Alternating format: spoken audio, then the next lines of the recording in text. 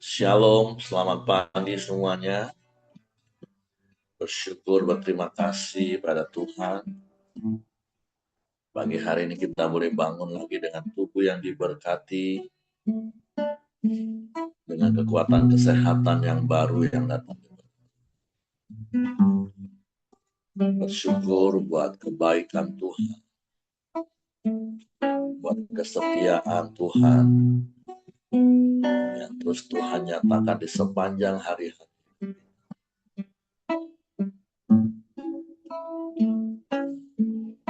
Bapa, kami bersyukur, kami berterima kasih kepadamu, sebab Engkau baik bagi kami. Kau sungguh baik bagi kami. Kau sangat baik, teramat baik bagi kami. Mulialah namamu, layaklah kau dipuji, disembah. Sebab pagi hari ini kami datang kepada dengan hati yang bersyukur kepadamu, dengan mulut yang penuh dengan pujian pengakuan kepadamu, sebab Engkau setia.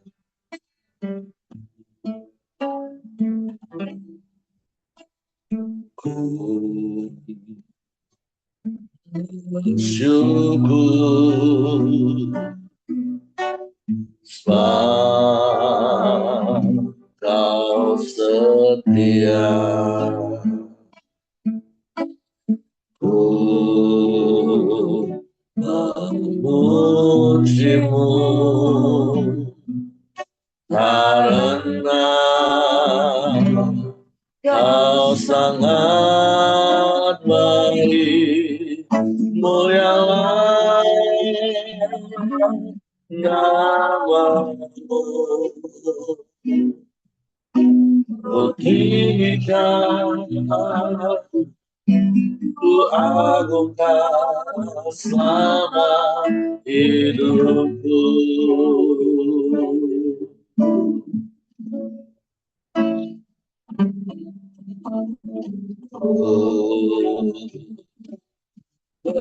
Bersyukur sebab Kau setia. Ku memujimu karena Kau sangat baik. Mulialah namamu, tinggikan, ku agungkan selama hidupku. Kami mau bersyukur padamu.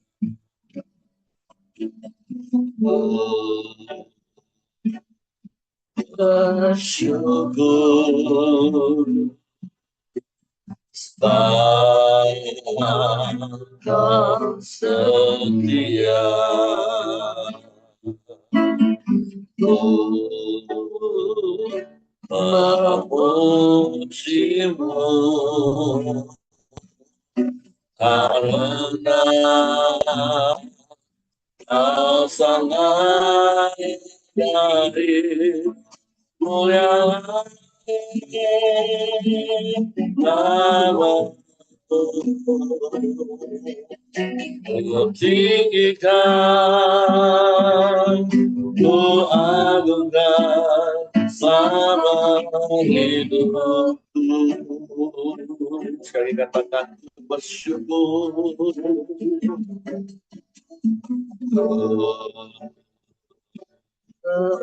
Syukur, amin, amin.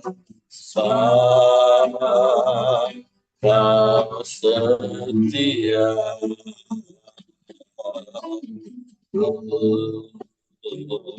memujimu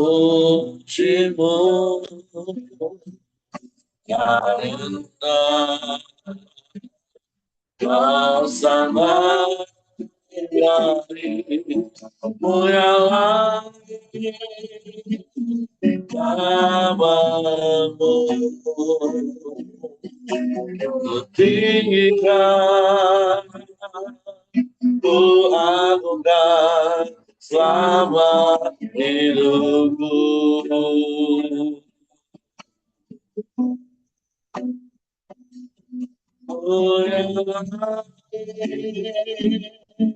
Namamu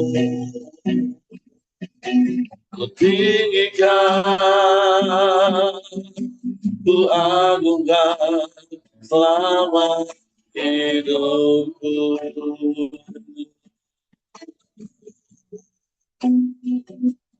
Mulialah namamu. Amin.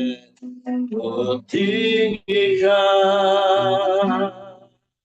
ku agungkan selama hidupku.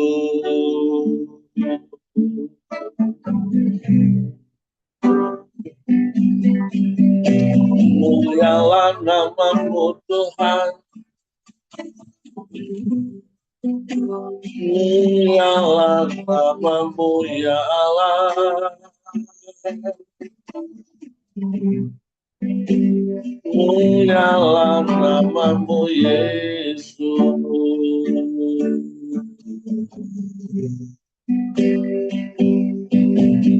Nama yang ajaib, nama yang berkuasa di bumi di surga.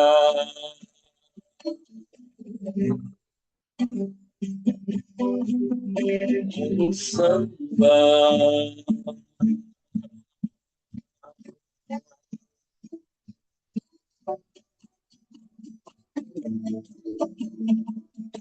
haleluya.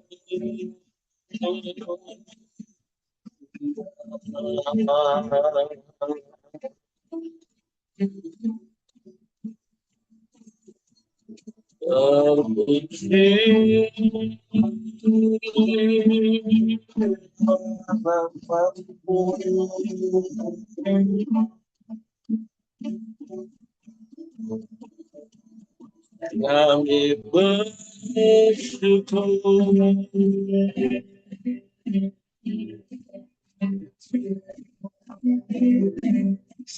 Kau setia.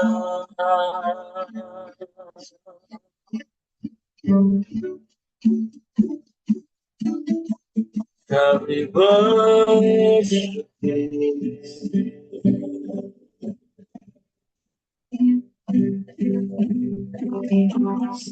Kau mulia.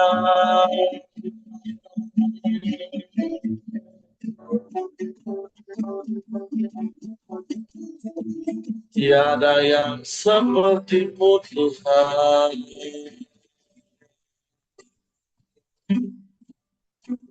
Tiada yang lain.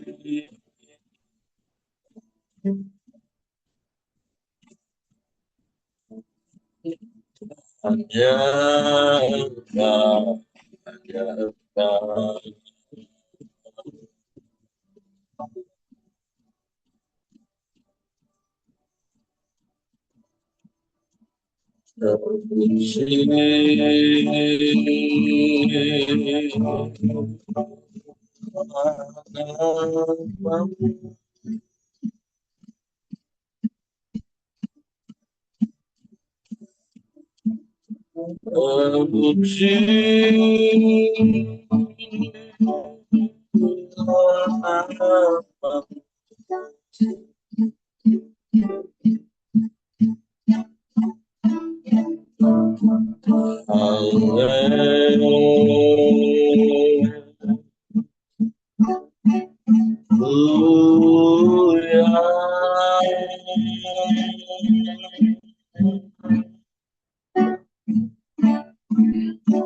Hallelujah.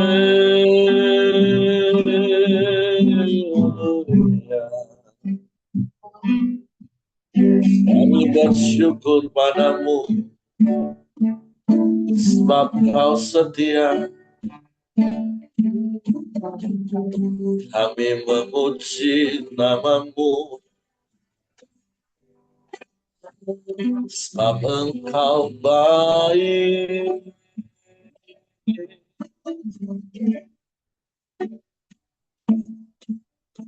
Sungguh baik.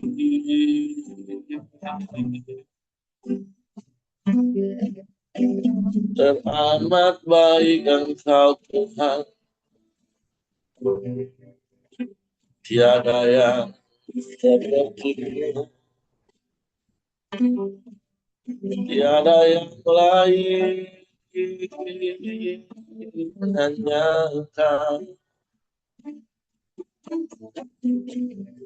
Terpujilah namamu,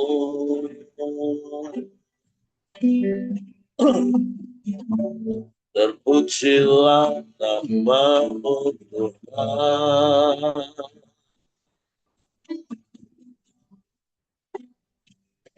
Kami sembah,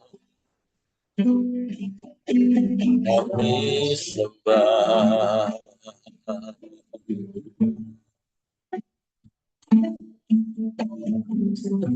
Terpujilah namamu,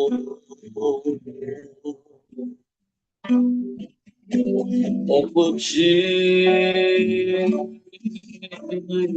namamu.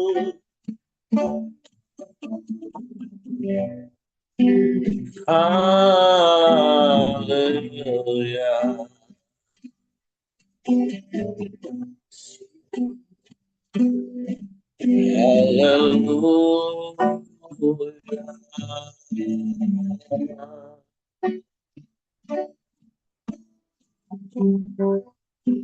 Ajaib, ajaib engkau.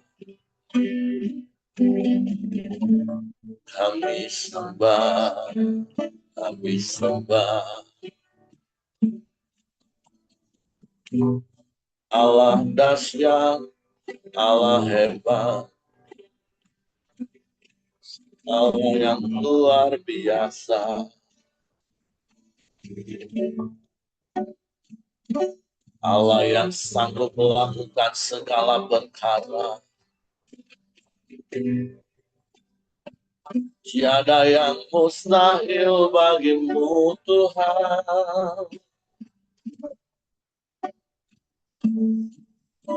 Haleluya.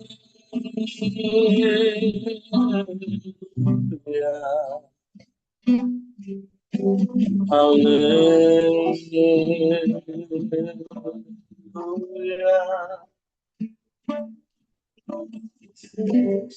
Terpujilah namamu, terpujilah namamu, Yesus Tuhan. Ajaib,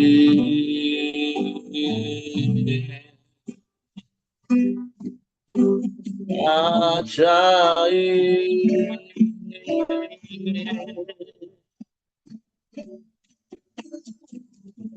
Kami sembah Engkau, kami sembah,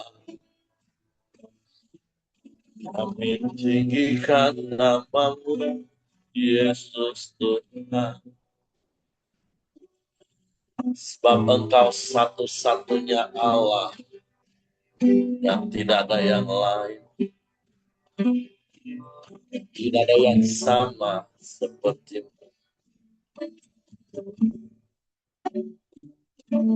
hanya padamu hatiku percaya. Hanya kepadamu.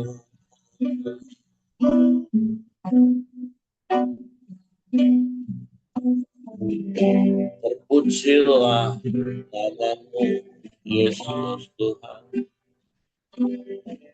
Terpujilah namamu, ya Allah. Kami sembah, kami puji,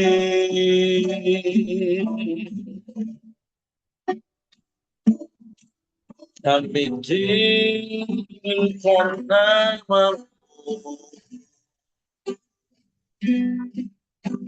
Yesus.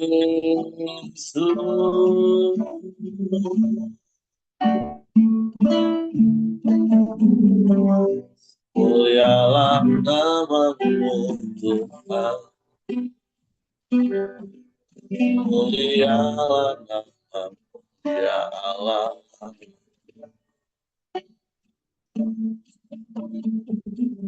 Kami sembah, kami sembah,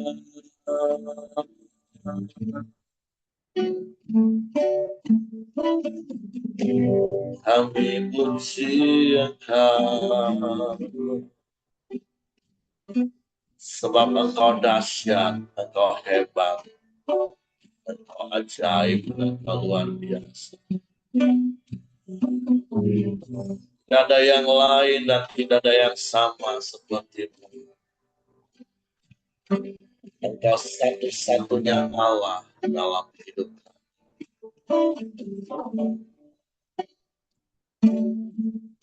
Hanya kepadamu hatiku percaya, dan hanya kepadamu ku percayakan seluruh hidupku. Sebab kami aman di dalam-Mu, tenang di dekat-Mu. Sebab Engkau yang sanggup melakukan segala perkara. Tiada yang sukar bagimu, tiada yang mustahil bagimu ya Allah. Kami sembah, kami sembah, kami puji,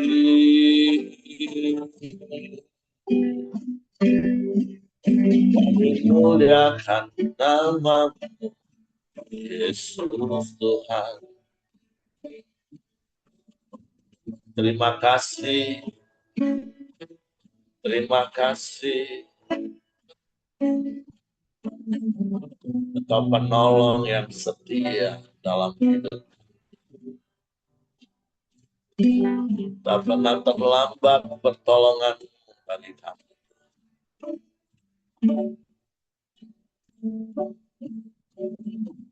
Selamanya Engkau setia.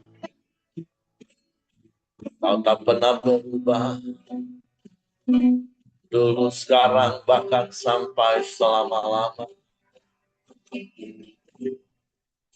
Sebab Engkau Allah yang kekal. Terpujilah nama-Mu. Hati kami tetap tinggal tenang teduh dalam hadirat.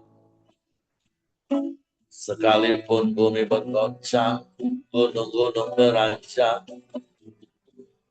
namun kasih setia-Mu tak pernah beranjak dariku. Terima kasih Tuhan. Terpujilah nama-Mu.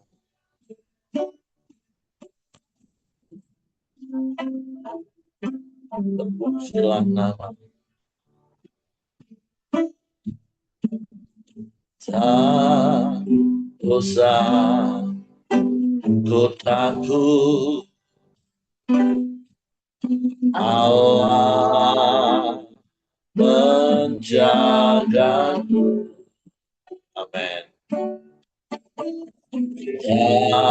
Tak usah ku bimbang, Yesus peliharaku. Ya. Tak usah susah, kudus hidupku. Tak usah tempat yang mendekat itu. El Shaddai,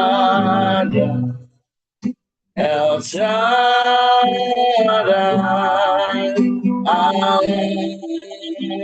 Allah kuasa yang besar,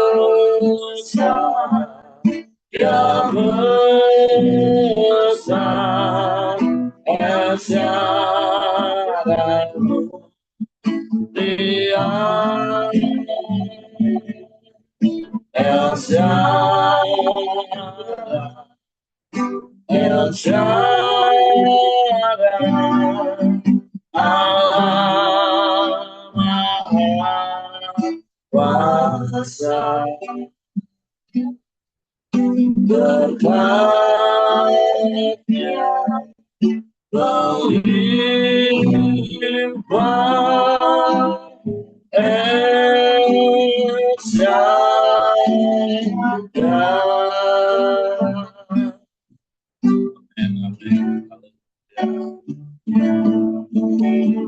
Tak usah ku takut, Allah menjagaku.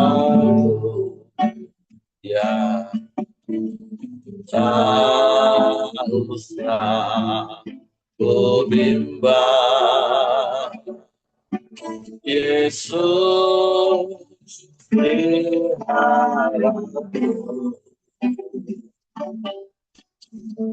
Tak usah ku susah, Roh Kudus hidupku.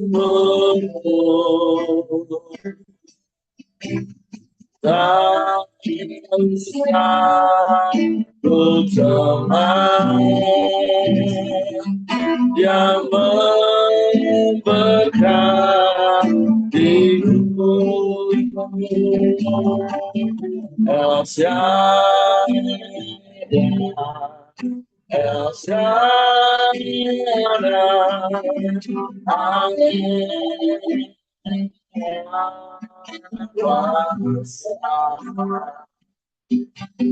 yang besar, yang besar, El Shaddai, Dia El Shaddai, El Shaddai, Allah Maha Kuasa, berkat-Nya melimpah. El Shaddai, berkat-Nya melimpah.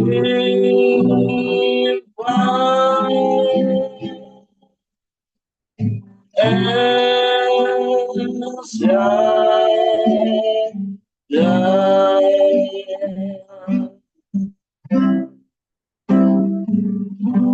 Kami bersyukur dan kami bangga punya Allah El Shaddai seperti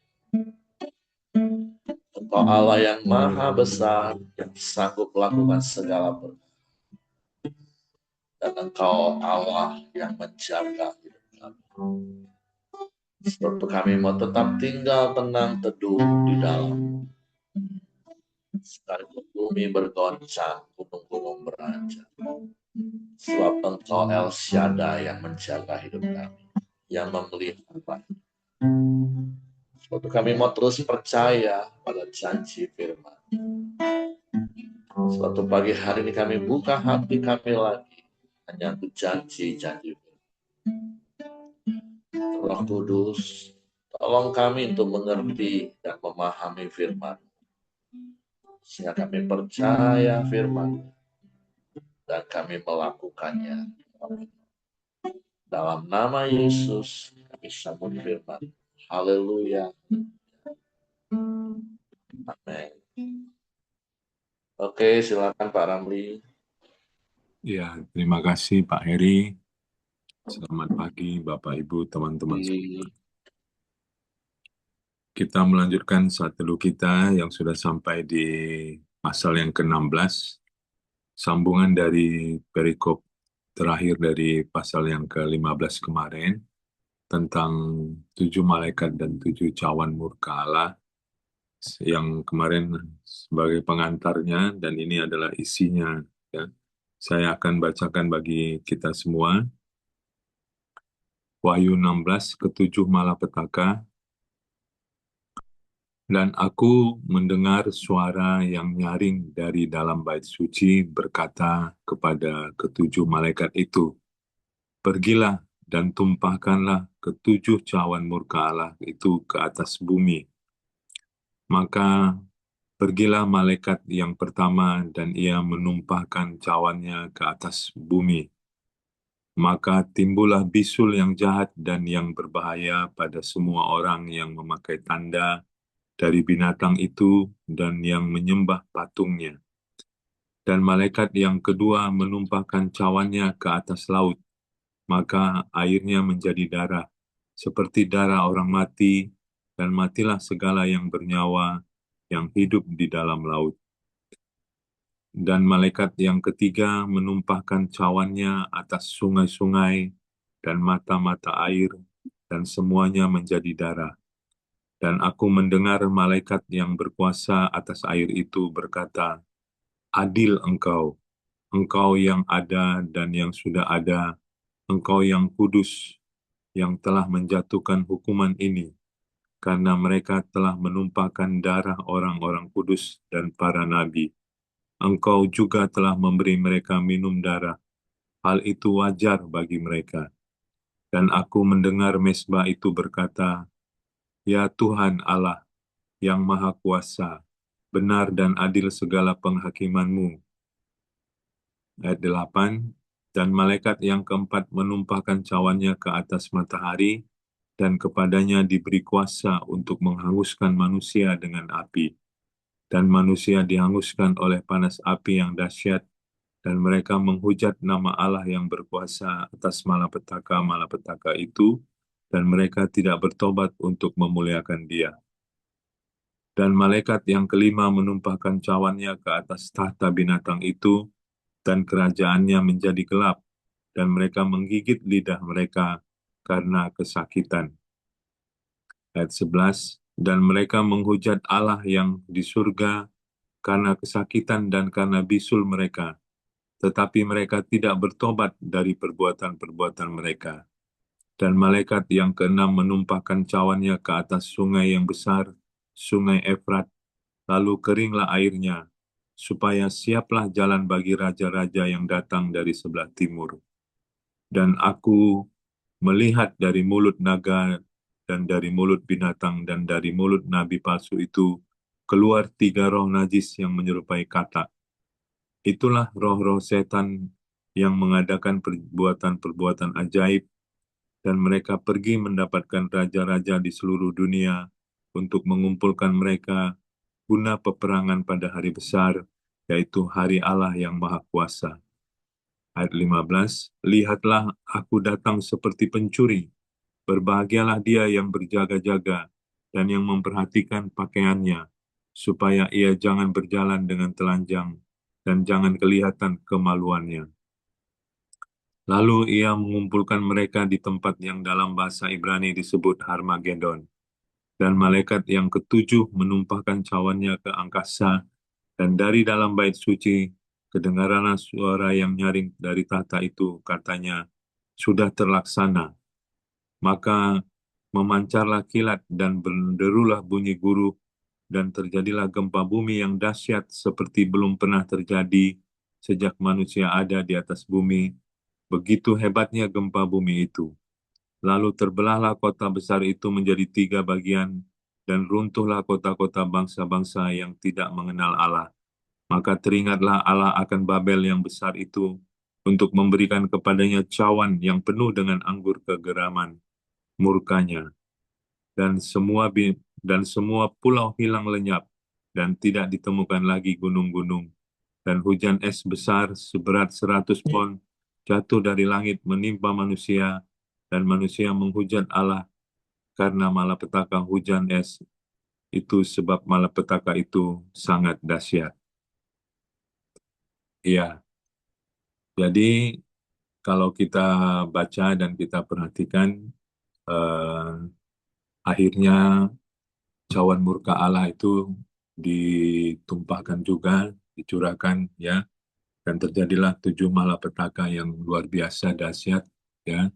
Dan kalau kita perhatikan, 7 malapetaka ini ada kemiripannya dengan eh, 10 tulah yang terjadi di Mesir pada Perjanjian Lama, atau yang baru kita baca beberapa minggu yang lalu, beberapa hari yang lalu di Wahyu 8, ya, tentang 7 sangkakala, ya, ada kemiripannya. Tapi mungkin bedanya adalah kalau di 10 tulah di Mesir itu dengan 7 sangkakala yang di Wahyu 8 itu, eh, wilayahnya terbatas, ya, pada wilayah tertentu saja. Tapi kalau yang di Wahyu 16 ini, cawan murka Allah ini mengenai seluruh wilayah bumi dan seluruh manusia. Tidak ada yang lolos bagi orang-orang yang berdosa dan yang tidak percaya kepada Tuhan. Dan ini dampaknya lebih besar, dampaknya sangat luar biasa, ya. Dikatakan bahwa semua pulau dan semua gunung hilang, ya, dan tidak ada satu orang yang berdosa pun dapat lolos oleh karenanya, ya. Dan kalau kita perhatikan, ya, kita baca, saya pribadi mendapatkan bahwa eh, apa yang terjadi di bumi oleh karena penghakiman dan cawan murka Tuhan yang ditumpahkan pada akhirnya, sesungguhnya ini bukan menunjukkan kekejaman atau kekerasan daripada pribadi Tuhan, tapi justru menunjukkan keadilannya kepada bumi atau kepada manusia, ya. Karena kita tahu bahwa Tuhan sudah berulang kali memberi kesempatan kepada manusia yang berdosa untuk bertobat dan kembali kepadanya, tetapi kita melihat begitu luar biasa kekerasan hati manusia. Bahkan eh, setelah cawan murka Allah ini pun ditumpahkan, mereka tetap mengeraskan hatinya, tetap menghujat, ya, tetap menghina, tetap memaki, ya, bahkan tetap tidak percaya dan tidak kembali kepada Tuhan. Ini hal yang sangat luar biasa. Tetapi syukur bagi kita, ya, bagi kita yang percaya dan memiliki tanda kepemilikannya, ya, kita dilindungi dan kita luput dari murka Tuhan tersebut. Ya, jadi sekali lagi bagi saya ini cukup mengherankan, ya, karena kebebalan hati dan pikiran manusia, yang walaupun murka Allah yang mengerikan itu sudah dijatuhkan, ya, tetapi tidak juga membuat manusia yang berdosa itu berbalik kepada Tuhan, ya. Bahkan mereka menghujat, ya, memaki, mengutuki Tuhan, ya, di ayat yang ke-9. Kita baca ayat yang ke-11, ayat yang ke-14, atau ayat yang ke-21. Kita melihat berulang kali manusia itu menghujat Tuhan, walaupun mereka sudah mengalami murka Allah yang luar biasa. Jadi poinnya mungkin sama seperti beberapa hari yang lalu kita baca, ya. Jadi bukan karena Tuhan yang kurang sabar terhadap manusia, tetapi manusialah yang eh, memiliki hati yang bebal, ya, hati yang keras, hati yang memberontak kepada Tuhan. Sehingga makanya tadi dibilang sudah cukup adil Tuhan memberi kesempatan yang begitu banyak, tetapi kebebalan hatinya akhirnya murka Allah itu mau nggak mau dicurahkan kepada manusia yang berdosa. Ya, dan saya percaya bahwa kebebalan itu bukan muncul satu dua hari, tetapi itu merupakan akumulasi atau kumpulan dari ketidaktaatan harian atau ketidaktaatan yang sering kita lakukan kepada Tuhan karena kekerasan hati kita. Sehingga pada akhirnya apapun yang terjadi kita tidak kembali kepada Tuhan, apapun yang terjadi kita tidak bertobat. Karena setiap hari kita membiasakan diri untuk tidak taat kepada suaranya, untuk tidak taat kepada perintahnya. Ya. Di sisi yang lain kita tahu bahwa Tuhan itu panjang sabar, tetapi kita tetap harus mengingat bahwa kesabarannya selalu ada batasnya, ya, selalu ada batasnya sehingga apa? eh, kita harus waspada bahwa setiap kali ada kesempatan untuk bertobat, setiap kali ada kesempatan untuk kembali kepada Tuhan, kita harus menggunakan kesempatan itu dengan sebaik-baiknya untuk memperbaiki diri, untuk mengupgrade diri kita sehingga kita menjadi lebih baik, lebih bertumbuh, lebih dewasa di dalam Tuhan. Karena sekali lagi, walaupun Tuhan itu panjang sabar, tetapi kesabarannya tentu kita percaya selalu ada batasnya. Poin yang terakhir yang saya dapatkan, eh, kita mengenal Tuhan ya sebagai pribadi yang penuh dengan kasih ya di Perjanjian Lama dan Perjanjian Baru ya. Tetapi kalau kita baca pasal yang ke-16 ini ya kita bisa melihat bagaimana sisi daripada ketegasan Tuhan, sisi daripada kebesaran Tuhan yang luar biasa dan yang dalam tanda kutip yang mengerikan ya. Oleh karena itu di ayat yang ke-15 dikatakan kita perlu berjaga-jaga sebagai orang yang percaya ya. Untuk itu kita harus selalu waspada setiap hari ya karena katanya hari kedatangan Tuhan itu kita tidak tahu kapan tiba waktunya ya. Dia akan datang seperti pencuri. Oleh karena itu, sebagai orang percaya, bagian dan tanggung jawab kita terus menjaga diri kita, terus berjaga-jaga, terus bersiap-siap seakan-akan besok Tuhan akan datang kepada kita untuk eh, meng- melakukan penghakiman kepada setiap orang yang eh, percaya. Oleh karena itu, penting bagi kita untuk terus berjaga-jaga, menjaga diri kita dari kehidupan yang benar, dari kehidupan dosa, sehingga kita terhindar dari perbuatan-perbuatan yang tidak menyenangkan. Itu beberapa hal yang saya dapatkan, Pak Heri. Singkat saja, saya kembalikan kepada Pak Heri untuk melengkapinya. Terima kasih, Tuhan Yesus memberkati. Salam. Oke, terima kasih untuk Pak Ramli buat sharing firman pagi hari ini. Jadi sekali lagi, tentu kita diingatkan betapa Allah kita itu Allah yang mengasihi manusia. Dia panjang sabar, dan tentu kalau bicara tentang panjang sabar, mau panjang seperti apapun yang namanya panjang itu pasti ada batas ukurannya, seperti yang Pak Ramli tadi katakan. Tapi tentulah panjang sabar Allah itu, kalau saya boleh pakai bahasa, udah kelewatan panjang sabarnya Tuhan. 6.000 tahun Bapak Ibu, panjang sabar Tuhan dinyatakan. Kalau Bapak Ibu pernah ingat perumpamaan yang pernah Yesus sampaikan, bagaimana seorang pengusaha pergi atau pindah ke kota lain dan kemudian dia menyewakan kebunnya kepada orang-orang dan kemudian dia mengutus beberapa kali utusan-utusannya untuk mendapatkan hasil dari apa yang disewa mereka. Tapi dikatakan bahwa orang-orang yang menyewa itu menyiksa, memukuli utusan-utusan. Sehingga akhirnya sang tuan itu berpikir, ya sudahlah, aku kirim anakku lah. Siapa tahu anakku akan mereka hormati dan segani. Tetapi apa yang terjadi Bapak Ibu? ternyata anak sang majikan, sang empunya tanah yang mereka sewa, bukan cuma dipukulin, tapi bahkan sampai dibunuh. Sehingga ayat itu katakan, ya bagaimana mungkin sang pemilik itu nggak murka akhirnya datang dengan segala pasukannya. Itu kan sebuah gambaran, sebuah kisah kalau kita baca singkat. Tapi perjalanan sejarah realnya itu 6.000 tahun Bapak Ibu. Dari sejak kita belajar perjanjian lama waktu itu yang saya pernah katakan, kadang orang bisa salah mengerti. Kok Allah di perjanjian lama dan di perjanjian baru beda ya? Siapa bilang? Sama Bapak Ibu, sama panjang sabarnya, sama penuh kasihnya. Tapi juga ingat seperti yang Pak Ramli tadi katakan, Allah itu juga Allah yang adil. Artinya orang kalau tetap kekeh nggak mau bertobat, tetap berdosa, tetap berbuat jahat, ya harus menerima konsekuensinya. Itu keadilan Allah. Dan sekali lagi, panjang sabar Tuhan itu 6.000 tahun Bapak Ibu.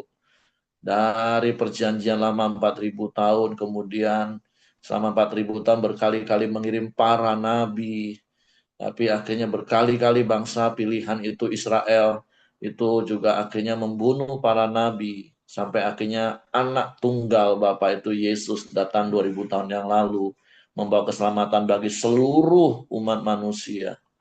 Tapi ya kita lihat realitanya sampai hari ini. Bahkan ada ayat yang Yesus katakan, jangan sampai orang yang terdahulu menjadi terkemudian, dan yang terkemudian jadi terdahulu. Dan itu termasuk bagi kita orang-orang yang percaya. Jangan sampai kita hanya menjadi orang yang pernah percaya. Tapi dengan berjalannya waktu, akhirnya kita meninggalkan kasih yang semula itu. Dan kemudian kita meninggalkan Tuhan. Ya tentu doa kita jangan sampai Bapak Ibu.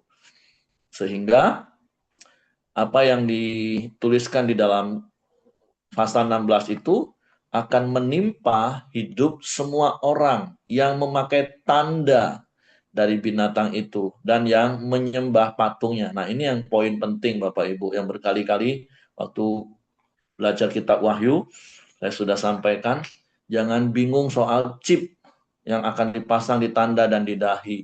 Iblis itu memang paling suka meniru apa yang Tuhan lakukan, maaf. Apa yang Tuhan lakukan dari semula, iblis itu peniru. Kan kita tahu dari sejak dulu Tuhan juga menyuruh untuk kita mengikatkan firman Taurat itu di tangan kita dan menjadi tanda di dahi kita.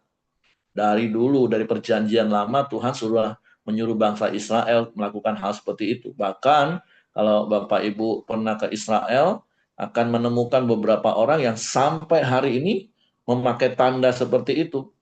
Di dahinya ada kayak kotak hitam berisi Taurat, dan di tangannya ada kayak tali yang dililitkan. Itu menjadi tanda bahwa mereka dikuasai, dikendalikan oleh Taurat Tuhan. Tapi tentu bagi kita, Bapak Ibu, tanda itu bukan lagi tanda yang hurufiah, letterlux dalam bentuk fisik. Bahkan saudara tiri kita pun memberikan tanda di dahi mereka. Kalau Bapak Ibu pernah lihat orang-orang saudara tiri kita pakai tanda seperti itu untuk menunjukkan betapa mereka saleh, sujud menyembah kepada Tuhan terus sampai ngecap di sininya Bapak Ibu. Jadi sekali lagi bagi saya pribadi nih Bapak Ibu ya, nggak usah takut yang soal chip lah, nanti dipasang di dahi dan di tangan lah, nggak usah Bapak Ibu. Berkali-kali saya sudah jelaskan, sederhana antikris dan Kristus itu sederhana bedanya. Kalau kita sebagai pengikut Kristus memakai tanda di dahi dan di tangan, yaitu firman Tuhan yang menguasai dan mengendalikan diri kita, yang membuat kita semakin serupa dengan Kristus.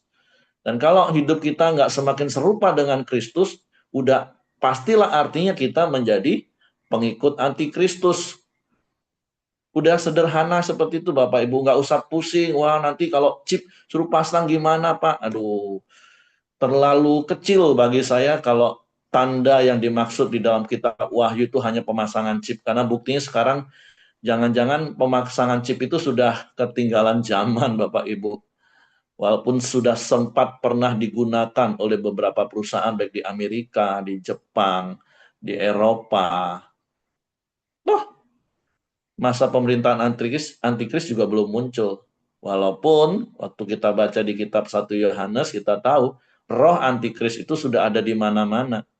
Nah, sekali lagi antikris itu adalah orang-orang yang ada di antara kita, tapi tidak termasuk sungguh-sungguh pada kita. Itu saja prinsipnya Bapak Ibu.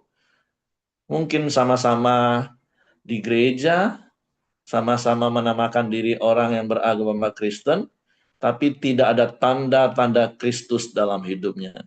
Hidupnya nggak seperti Kristus dan tidak semakin seperti Kristus. Dan sekali lagi, kalau hidup kita nggak semakin seperti Kristus, udah pasti kita sedang berjalan sebagai antikristus. Makanya Bapak Ibu, kekristenan kita nggak boleh hanya sebatas agamawi Bapak Ibu. Jangan mentok hanya, oh yang penting aku udah percaya Yesus kok, aku sudah dibaptis, tapi hidupmu nggak ngalami pertumbuhan. Karena berkali-kali di SPK saya juga selalu ingatkan, keselamatan itu tidak hanya bicara tentang perubahan status, tapi keselamatan itu bicara tentang perubahan hidup oleh karya Roh Kudus. Kalau bertahun-tahun kita jadi orang Kristen, menamakan diri kita Kristen, beragama Kristen, tapi kelakuan kita nggak seperti Kristus, maaf, jangan-jangan kita sudah masuk kategori antikristus. Jadi mari Bapak Ibu terus setia kepada Tuhan. Biarlah firman Tuhan itu menjadi tanda di dahi dan di tangan kita. Artinya itu menguasai pikiran kita dan mengendalikan semua yang kita lakukan, kita kerjakan. Itu arti tanda di dahi dan di tangan Bapak Ibu. Kalau enggak, ya kita akan melakukan apa yang iblis lakukan.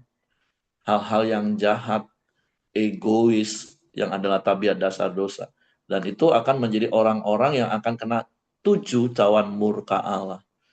Tapi bagian kita seperti yang Pak Ramli tadi katakan di bagian terakhir, ada satu ayat katakan, lihatlah aku datang seperti pencuri. Nggak ada yang tahu waktunya Bapak Ibu. Berbahagialah dia yang berjaga-jaga dan memperhatikan pakaiannya. Apa itu pakaian? Pakaian itu bicara tentang kebenaran. Apa itu kebenaran? Firman Tuhan Bapak Ibu. Kalau hidup kita tetap selaras dengan firman Tuhan, itu artinya kita memiliki tanda-tanda Allah, baik di dahi maupun di tangan kita. Firman yang menguasai, mengendalikan hidup kita. Tangan kita melakukan apa yang firman Tuhan mau kita lakukan. Nah, berbicara tentang aku datang seperti pencuri, saya lupa istilahnya, apa istilah saya? Kisyun atau apa ya? Kenapa hanya Bapa di surga yang tahu? Kalau Bapak Ibu nanti searching di Google Bapak Ibu ya. Waktu Yesus katakan, bahkan anak pun nggak tahu itu Bapak, ternyata Yesus sedang memakai sebuah filosofi budaya yang ada di Yahudi Bapak Ibu. Ketika seorang mau menikah, dia melamar dan dia sudah sah diteguhkan sebagai pasangan, maka kemudian sang calon mempelai pria dan bapaknya akan pulang, dan nanti tiba pada waktunya sang mempelai itu akan datang kembali kepada mempelai wanita itu untuk melakukan pernikahan. Dan yang menentukan hari itu bukan mempelai itu, bapak dari mempelai laki-laki itu. Jadi bukan berarti kalau kita baca dulu kan kita pikir, kok Yesus kan Tuhan, tapi kalau Yesus Tuhan kok dia nggak tahu kapan dia datang. Oh ternyata itu bukan bicara tentang kemahatauan atau ketidakmahatauan Yesus, tapi Yesus sedang kan kita sering lihat Yesus itu menggunakan tipologi-tipologi dari budaya Yahudi. Tentu sekali lagi dalam konteks ya Yesus kan ada di bangsa Yahudi pada waktu itu. Jadi apa yang Yesus sampaikan itu sangat dimengerti oleh orang Yahudi. Jadi kalaupun kita pernah baca Yesus datang kali yang kedua, bahkan anak pun Yesus pun nggak tahu, itu bukan karena Yesus nggak maha tahu, bukan. Tapi itu tadi karena ada budaya di Yahudi. Kan kita ini mempelai wanita. Gereja itu kan mempelai wanita. Yang Paulus katakan sudah dipertunangkan dengan Kristus sang mempelai pria. Sah, kita sudah menjadi tunangan. Nah, tapi nanti sampai hari pernikahan anak domba Allah itu, nah yang menentukan memang hanya bapak dari mempelai pria. Aduh, saya lupa, nanti saya akan cari istilahnya apa itu budayanya. Nanti, tapi Bapak Ibu bisa searching kok hal itu. Nah, jadi kalau di Wahyu pasal 6 dikatakan seperti pencuri. Ya, kita nggak pernah tahu kapan pencuri akan datang ke rumah kita. Bagian kita apa? Berjaga-jaga. Nah, jadi sekali lagi Bapak Ibu, kidusin dan niswin. Nah, itu budaya yang saya katakan tadi waktu pertunangan. Nanti Bapak Ibu bisa searching di Google. Kidusin dan niswin, itu budaya. Ketika seorang pria diantar bapaknya untuk tunangan dengan calon istrinya, menyematkan cincin, memeteraikan, dan kemudian mereka pulang. Mempersiapkan rumah dulu di rumah bapaknya. Kalau rumah udah siap, barulah mempelai pria itu akan menjemput mempelainya. Dan yang menentukan itu cuma bapak mempelai, bukan mempelai itu. Tapi waktu dia pulang, itu untuk mempersiapkan rumah di rumah bapaknya, menyediakan tempat bagi calon mempelainya. Jadi, wow, keren banget Bapak Ibu kalau kita belajar. Tapi di dalam kitab Wahyu ini kan digambarkan seperti pencuri yang memang kita nggak tahu kapannya. Bagian kita hanya berjaga-jaga. Jaga pakaian kita, kebenaran tadi, yang menjadi tanda di dahi dan di tangan kita. Artinya firman yang menguasai seluruh pikiran, perasaan, dan kehendak kita. Dan tanda di tangan kita. Apa yang kita lakukan harus selaras dengan firman. Karena kalau tidak, ya sudah, berarti tanda antikris yang ada dalam hidup kita. Tapi sekali lagi doa dan harapan saya, setiap kita yang sudah berpuluh-puluh tahun jadi orang Kristen, hidup kita semakin serupa dengan Kristus. Kenapa? Karena ada tanda di dahi dan di tangan kita. Orang melihat hidup kita dikuasai, dikendalikan firman. Orang melihat apa yang kita lakukan selaras dengan firman. Dan itu otomatis membuat kita serupa dengan Kristus. Makanya berkali-kali di kitab Wahyu, saya katakan, gak usah fokus dengan peristiwa-peristiwa yang menakutkan yang akan terjadi Bapak Ibu. Gak usah. Fokus saja pada apa yang firman Tuhan di kitab Wahyu nasihatkan kepada kita. Dan hari ini jaga pakaianmu. Jaga kebenaran itu. Firman Tuhan itu tetap menguasai hati kita, pikiran kita, kehendak kita, dan apa yang kita lakukan. Oke, terima kasih. Itu saja yang saya tambahkan. Terima kasih Pak Ramli. Tuhan memberkati. Saya kembalikan kepada Ko Joni. Kalau tidak ada lagi yang mau menambahkan, siapa yang hari ini berdoa? Saya, Ali. Oh, oke, silakan. Om Buyung nanti akan ditutup oleh Pak Ramli. Oke. Bapak, terima kasih buat pagi ini. Kami kembali bersyukur kepadamu ya Tuhan. Buat firman-Mu yang pagi ini mengingatkan setiap kami Tuhan. Untuk terus dikuasai oleh firman-Mu. Hidup di dalam kebenaran firman-Mu. Mempraktekkan firman-Mu dalam kehidupan kami sehari-hari Tuhan. Sehingga setiap orang boleh melihat ada tanda Kristus di dahi kami. Di dalam kelakuan kami ya Tuhan. Kami terus mau bersyukur buat firman-Mu ya Bapa. Berkati kesehatan setiap kami ya Bapa. Berkati juga kesehatan setiap keluarga besar kami ya Tuhan. Terima kasih Bapa. Pagi ini kami bersatu hati mau berdoa buat Pak Ramli yang telah menyampaikan sebagian isi hatimu ya Tuhan. Biarlah Engkau senantiasa memberkati kesehatannya. Anugerah, kasih karunia, damai sejahtera-Mu tercurah ya Tuhan. Berkati juga istrinya ya Tuhan. Semakin hari semakin maksimalkan dia menjadi penolong bagi Pak Ramli ya Tuhan.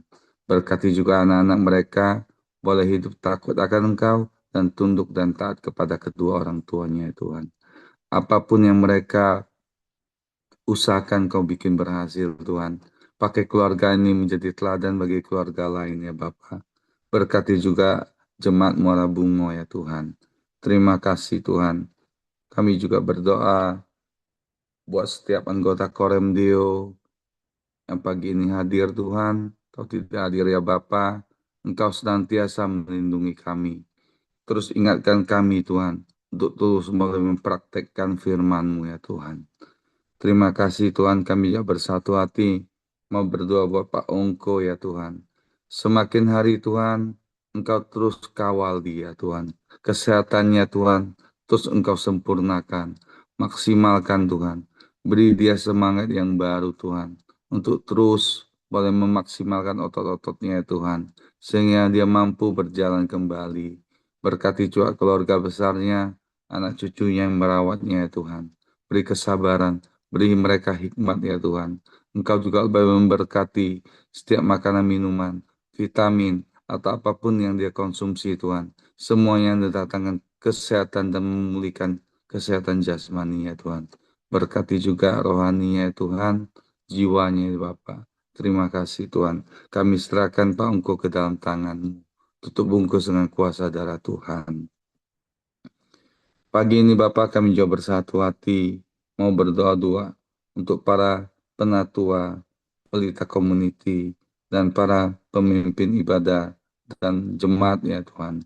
Ada kasih karunia, ada kemurahan-Mu, ada anugerah-Mu tercurah dalam hidup setiap kami ya Tuhan. Dan setiap kami juga mulai menjadi contoh, menjadi teladan bagi keluarga besar kami yang belum mengenal Engkau, sehingga mereka boleh melihat ada Kristus dan boleh datang kepada Engkau, boleh percaya kepada Engkau ya Tuhan. Terima kasih Bapa. Kami serahkan semua ke dalam tangan-Mu ya Tuhan. Kami juga berdoa buat bangsa dan negara ini ya Tuhan. Eh, Kami berdoa buat pemimpin negara kami, presiden, wakil presiden, dan semua eh, pengambil keputusan yang ada di negara dan bangsa ini. Biarlah mereka boleh hidup takut akan Engkau. Setiap keputusan yang mereka ambil Tuhan, berdasarkan keadilan yang merata bagi seluruh bangsa dan negara ini ya Tuhan. Semua sehingga mendatangkan kesejahteraan bagi bangsa Indonesia Tuhan. Terima kasih Bapa. Engkau tutup bungkus pemimpin kami dengan kuasa darah-Mu ya Tuhan. Terima kasih Bapa. Kami serahkan mereka ke dalam tangan. Mari kita doa Bapa kami. Bapa kami yang di sorga, dikuduskanlah namamu. Datanglah kerajaan-Mu. Jadilah kehendak-Mu di bumi seperti di surga. Berikanlah kami pada hari ini makanan kami yang secukupnya, dan ampunilah kami akan kesalahan kami, seperti kami juga mengampuni orang yang bersalah kepada kami. Dan janganlah membawa kami ke dalam pencobaan, tetapi lepaskanlah kami daripada yang jahat, karena Engkaulah yang mempunyai kerajaan, dan kuasa, dan kemuliaan, sampai selama-lamanya. Amin. Kembali kami bersyukur kepadamu ya Tuhan, karena kami telah bersekutu bersama-sama lewat Koramdio pada pagi ini. Kami telah mendengarkan kebenaran firman-Mu, ajar kami terus untuk terus berjaga-jaga, menjaga dan memperhatikan pakaian kami, hidup di dalam kebenaran-Mu, melakukan setiap segala firman-Mu yang kami dengar dan yang kami percaya Tuhan, sehingga kami boleh tetap setia sampai pada akhirnya. Kami serahkan seluruh hidup kami sepanjang hari ini ke dalam tangan Tuhan. Biarlah Tuhan yang memberkati kami. Apapun yang kami kerjakan, biarlah kiranya Tuhan buat berhasil dan mempermuliakan nama Tuhan. Akhirnya kami terima berkat yang daripadamu, kasih karunia daripada Bapa, damai sejahtera daripada Tuhan Yesus, serta persekutuan bersama Roh Kudus, menyertai kami hari ini sampai selama-lamanya. Kami terima berkat-Mu hanya di dalam nama Tuhan Yesus Kristus. Amin. Oke, semangat pagi, selamat beraktivitas, Tuhan memberkati. Makasih Pak Ramli, Bu Nova. Sama-sama Pak. Oke, aman bunga Pak. Aman terkendali Pak.